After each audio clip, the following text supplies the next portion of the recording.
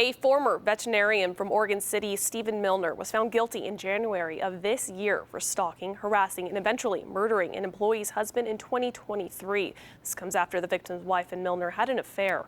Milner became obsessed with both the victim and his wife, beginning a campaign of stalking and harassment that lasted for years. Natalie Morales reports in this week's 48 Hours how the first clues to figure out what happened were images captured by security cameras showing a masked man wearing a yellow hat holding a can of blue spray paint. Natalie joins us now to share more about what she discovered. Natalie, thank you for joining us.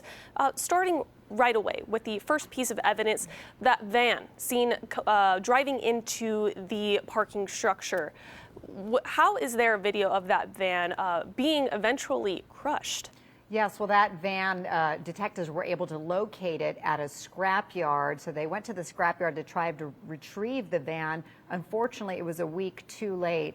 That van had then been crushed at the scrapyard into scrap metal. And detectives really believed that that van was where the murder had taken place. That was essentially the crime scene that was crushed. And it appeared that it was through much efforts to destroy that van. And up until then, it was scarce evidence for police officers. If investigators didn't find that van, was there anything else leading them to solving this case?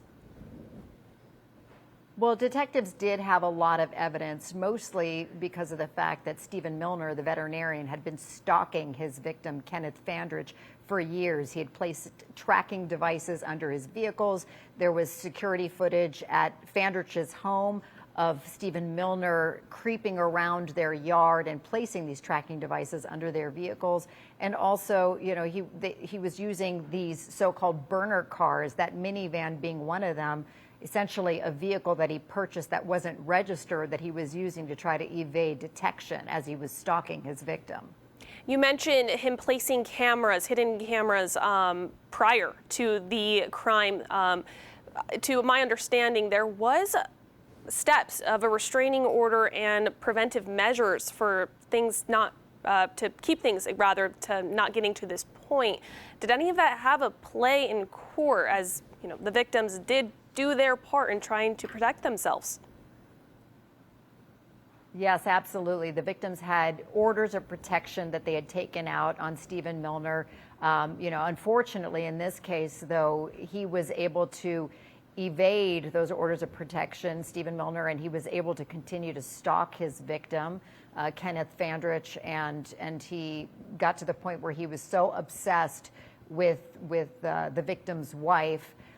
He thought he was the only person who could really save her from her own husband, essentially. And so that's why he was conducting, as you said, this campaign of stalking, and eventually then carried out the murder of Kenneth Fandrich.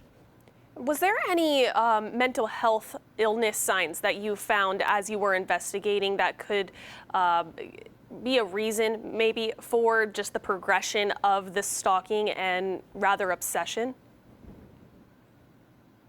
Well, it's an interesting question. I'm sure police looked into that, but you know, detectives, you know, they did have all of this evidence that essentially linked Stephen Milner to the murder in this case. As I said, all of those pieces of this puzzle, including stalking the victim as he went to work that morning, and then spray painting the surveillance cameras in the parking garage so that he could try to get away with the murder. But they were able to, you know, detectives were able to see slivers and pieces of the man's face in that security footage within the parking garage, and that's eventually how they were able to figure out, and also knowing that there was this trail of all these orders of protection against Stephen Milner in this case.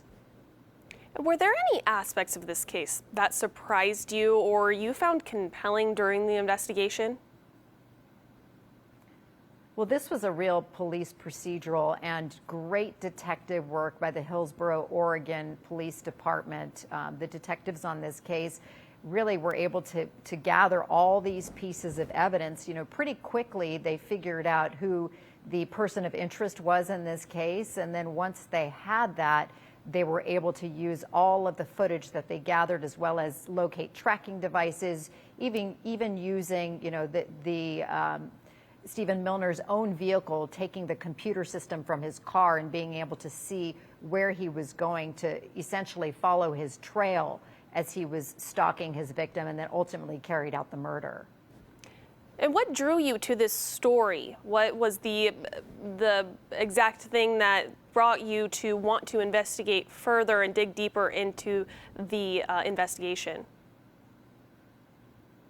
Well, this was an incredible police procedural. From the beginning, what we first saw were some of those images of Stephen Milner in disguise, wearing, the hard hat and the glasses, and trying to, evade detection within the Intel parking garage to be able to carry out this murder. He had spray painted the cameras throughout several floors of the parking garage to try to essentially get away with murder. And so that video in itself was an intriguing piece of evidence to our team at 48 Hours, but then also recognizing and seeing all of the elements in the great police work that the Hillsborough Police Department was able to do to put this case together and to solve the case and ultimately get a conviction of Stephen Milner. It was a fascinating story to be able to tell, and you'll see it all this weekend on 48 Hours.